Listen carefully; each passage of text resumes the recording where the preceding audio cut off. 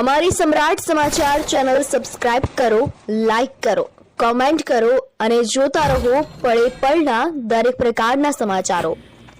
English દારૂની ગેરકાયદેસર પ્રવૃત્તિઓમાં સંડોવાયેલા ઇસમોને તથા માથાભારે ઇસમને પાસા હેઠળ અટકાયત કરી અલગ અલગ જેલ ખાતે મોકલી આપતી ભાવનગર જિલ્લા પોલીસ।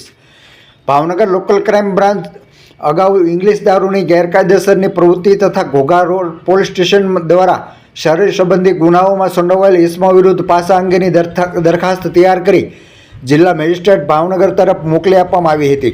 જે અંગે જિલ્લા મેજિસ્ટ્રેટ દ્વારા પાસા દરખાસ્ત માન્ય રાખી પાસા વોરંટ ઇસ્યુ કરેલ। જે મુજબ ઇસમોને પાસા વોરંટની બજવણી કરી ગુજરાત રાજ્યની અલગ અલગ જેલોમાં મોકલી આપવામાં આવ્યા હતા।